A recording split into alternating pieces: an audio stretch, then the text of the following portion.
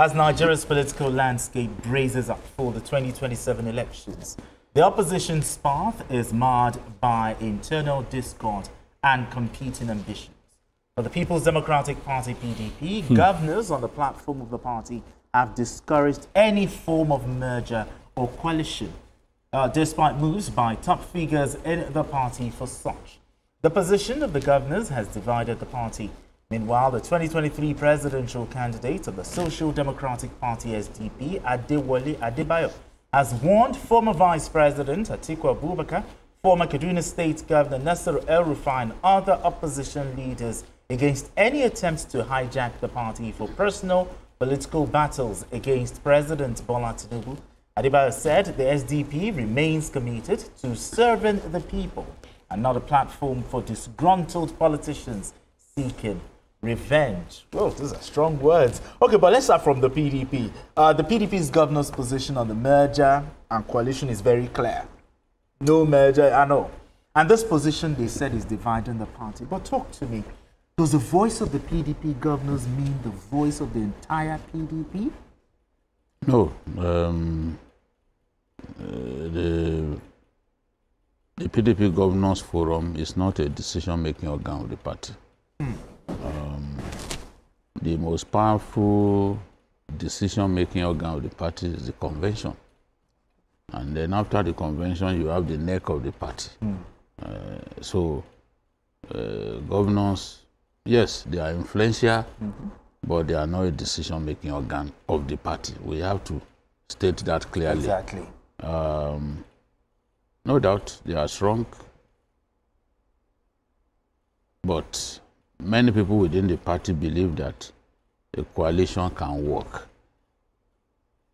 I can sense why these governors don't want a coalition, but perhaps they don't want to share power and all that, because when you go into a coalition, you have to be ready for power sharing and horse trading and all that. They are not ready for that. They believe that they can go it alone.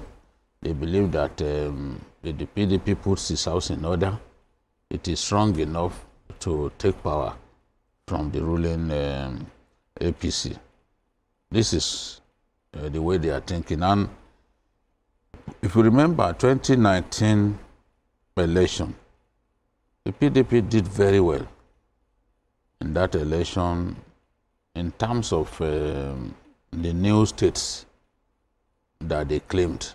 They did even better than the APC.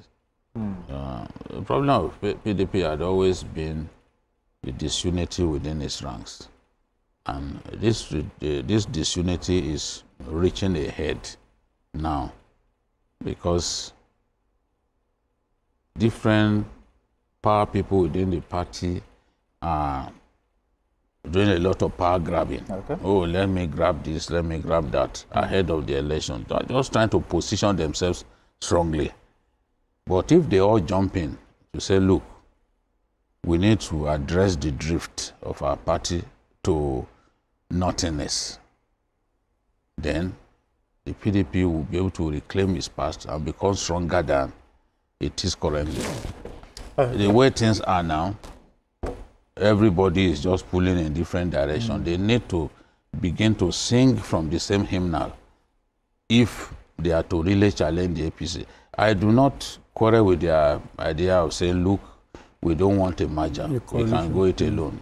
So they must have felt that given the performance of the party in the last two elections, that they are strong enough to make a good showing in the election. And I agree to a large extent. But if the party continues to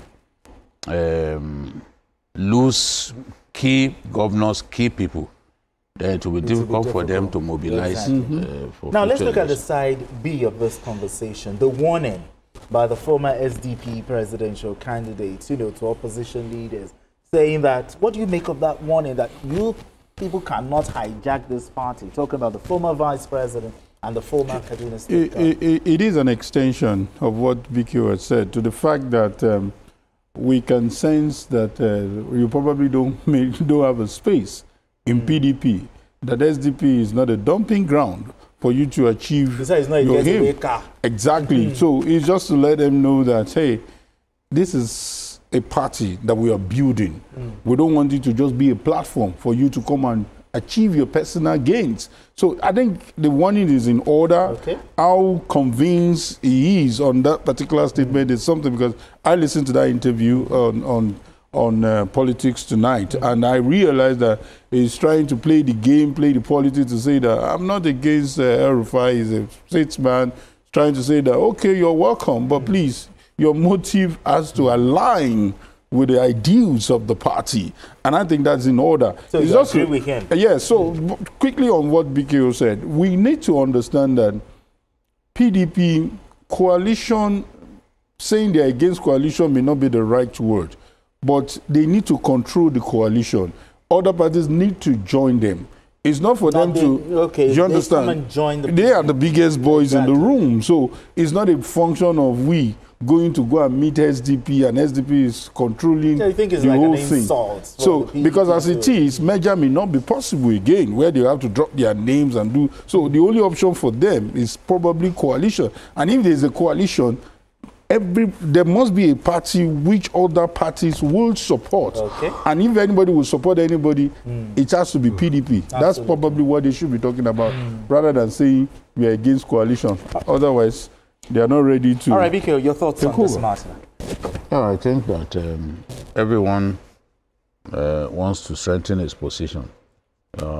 People like Adebayo will think, oh, we are cooking a meal, and just about the time when the meal is almost done, some individuals want to now use it as a vehicle to advance their own ambition. So, which will leave the people who sustain the party for so long in the lurch.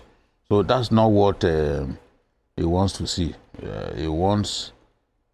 He doesn't want his party to be hijacked by all these big politicians who are coming in. But maybe as we move towards 2027, more people will come in. But for now, people are not really moving in droves into the party, you know.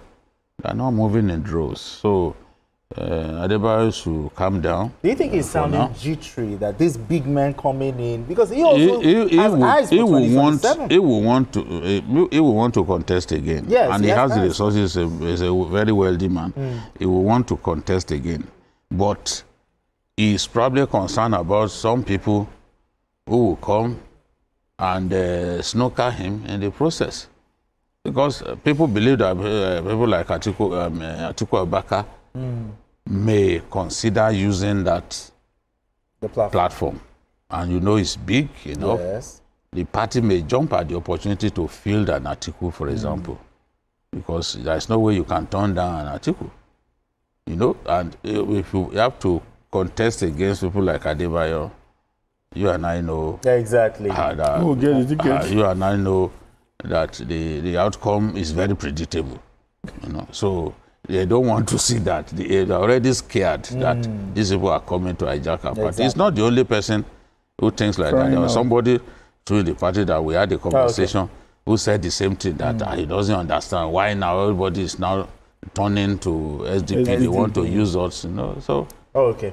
All right, it's a fine place for us to leave it. Thank you so much, Kaidi Ladin. Appreciate you as always. Thank you so always much. A pleasure. Thank you so much. BKO, as always. Thank you. And that's it on Journalist Hangout for today. You can watch the repeat broadcast of this episode tonight at 11. Join us on Sunday from 1:30 to 3:30 p.m. for Journalist Hangout on Sunday.